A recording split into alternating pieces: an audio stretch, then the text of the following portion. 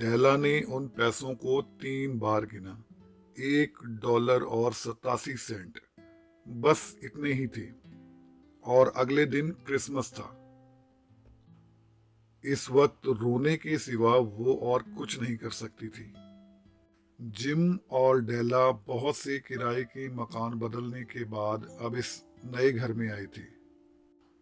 ये नया घर बस कहने को नया था, लेकिन इसमें नया कुछ भी नहीं था।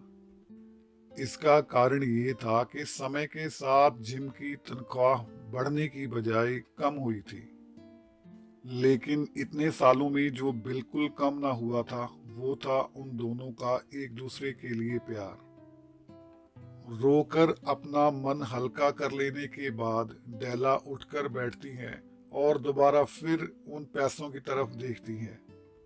ये वो पैसे थे जो उसने दुकानदारों से मोल भाव कर करके बचाए थे। कल क्रिसमस है और वो भला इतने से पैसों में जिम के लिए कौन सा उपहार ले सकती है। उसे कुछ समझ नहीं आ रहा। फिर वो शीशे में खुद को देखती है, अपने लंबे बालों को देखती है। ये डेला के लंबे बाल ही थे जिस पर जिम फिदा हुआ था। वो शीशे में देखते देखते ही एक फैसला करती है और घर से चल पड़ती है। वो तेज तेज कदमों से चलती जा रही है और उसके चेहरे पे एक अजीब सी मुस्कुराहट है। कुछ देर चलते रहने के बाद उसके कदम एक सैलून के बाहर जाकर रुकते हैं। वो 2 पल के लिए वहां रुकती है और फिर अंदर घुस जाती है। मैडम, क्या आप मेरे बाल खरीदेंगे? हाँ जरूर, क्यों नहीं। कितने पैसे मिल जाएंगे मुझे इन बालों के? तुम्हारे बाल लंबे हैं तो मैं तुम्हें इनके $20 दे सकती हूँ। ठीक है, मुझे मंजूर है। बहुत सारी दुकानों पर घूमने के बाद डेला को जिम के लिए एक अच्छा सा उपहार नजर आता है। वो उसे खरीद कर जल्दी से घर की ओर चल देती है, क्योंकि जिम के आने का समय होने वाला है। वो घर पहुंच के अपने आप को शीशे में देखती है।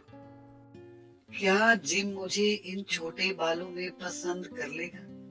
क्या उसे मैं अब भी अच्छी लगूंगी? ये सोचकर उसका दिल जोर से धड़क जाता है। इतने में दरवाजे पर घंटी बजती है। वो दरवाजा खोलती है। सामने जिम खड़ा है। जिम उसे एकटक देखता जा रहा है। डेला उसे चूमती है और कहती है, अंदर नहीं आओगे? यहीं खड़े मुझे देखते रहोगे क्या? और फिर दोनों अंदर चले जाते हैं। जिम लगातार डेला की ओर देखता जा रहा है। जिम, मेरी तरफ ऐसे मत देखो। तुमने बाल कटवा दिए? हाँ, मैंने उन्हें कटवाया और बेच दिया। क्यों? क्या हुआ? क्या अब मैं तुम्हें अच्छी नहीं लग रही हूँ?